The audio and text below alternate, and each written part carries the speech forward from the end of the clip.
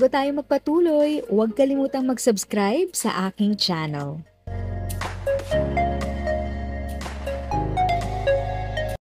Thank you sa pag-click ng aking video. Good day po sa lahat ng mga nanonood. Sa mga bagong viewers at napadaan lang, by the way, I'm Tita Eda. Welcome to my channel. Ang channel na maghahatid sa iyo ng dagdag kaalaman tungkol sa government services, bagong mga balita at informative videos na galing sa legit na resources. Mag-subscribe na para updated ka. Sa isang masiglang pagdiriwang ng kapromtataon ng pakikipagtulungan, formal na inilunsad ng Social Security System, SSS at Union Bank of the Philippines. Union Bank, ang SSS Loan Light, isang revolusyonaryong microlending program na idinisenyo para sa mga manggagawang Filipino at Overseas Filipino Workers, OFWs. Ginanap ang ceremonial unveiling ng programa sa New Star Hotel and Resort, Cebu noong Setyembre 17. So hindi ba na pinangunahan ni na SSS President at CEO Robert Joseph Montes de Claro at Union Bank, President at CEO Ana Aboitiz Delgado. Makabuluhang hakbang laban sa loan sharks. Sa kanyang pambungad na mensahe, binigyang diin ni De Claro ang kahalagahan ng SSS Loan Light bilang proteksyon sa mga miyembro. Ito ay isang makabagong solusyon para matulungan ang bawat Pilipino na makaiwas sa mga mapagsamantala at ilegal na lending scheme. Sa tulong ng Union Bank, magiging ligtas, mabilis, at abot kaya ang akses sa pautang. Samantala, ipinagmalaki ni Delgado ang patuloy na pagbabago sa serbisyo ng Union Bank. Ito ay patunay na ang pagsasama ng teknolohiya at pagmamalasakit sa kapwa ay nagbubunga ng tunay na pag-unlad. Ang SSS Loan Light ay hindi lamang pautang, kundi pag-asa para sa mga nangangailangan. Suporta mula sa lalawigan ng Cebu. Tampok sa okasyon ang pagdalo ni Cebu Governor Pamela S. Baricuatro na naghatid ng mensahe ng pasasalamat at suporta.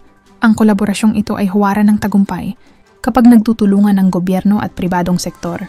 Sa Cebu, naniniwala kami sa adhikain ng financial freedom para sa lahat. Mga tampok na benepisyo ng SSS Loan Light, halaga ng pautang, mula 5,000 hanggang 20,000, depende sa pangangailangan at kakayahan ng miyembro. Mababang interest, 8% kada taon plus makatwirang service fee. Flexible na pagbabayad, 15 hanggang 90 araw na tenor. Digital na proseso.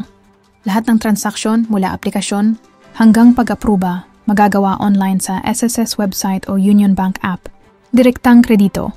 Pera ay ipapadala sa Union Bank account o My SSS card ng miyembro. Proteksyon.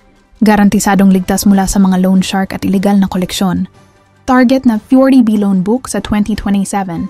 Layo ng SSS na maabot ang 40 bilyon na halaga ng pautang sa loob ng 2 taon na magsisilbing puhunan para sa mga maliliit na negosyo, pang-emergency na gastos o pampaaral ng mga anak. Ang bawat pisong ipautang namin ay magiging tulay para sa pag-asenso ng pamilyang Pilipino, dagdag ni De Claro. Paano makakasali? Inaanyayahan ng lahat ng SSS members na maghanda sa pamamagitan ng 1. Pag-update ng kanilang SSS account details online. 2. Pagrehistro sa Union Bank online app kung wala pa. 3. Pagbabantay sa opisyal na anunsyo ng paglulunsad sa katapusan ng 2025. If sa tingin mo, natulungan ka ng video ko na ito, nakasave ka sa oras mo, you can click yung thanks button at any amount ay malaking help sa pag-grow ng channel ko. Yun lang po muna ang aking update. Sana ay nakatulong na dagdag kaalaman ang aking shinare today. Ang goal ng aking channel ay mag-create ng awareness. Kung ganitong mga topic ang gusto mo, panoorin mo ang mga videos ko na ito.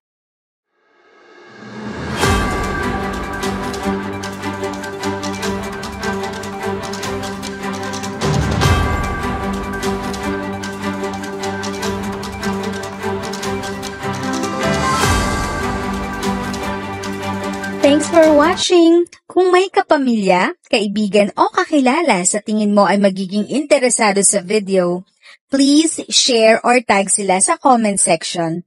At syempre, if nagustuhan mo ang video, i-like mo na ito at subscribe ka na din. As always, feel free to write your questions, comments, and opinions respectfully. And continue to be a blessing and stay safe!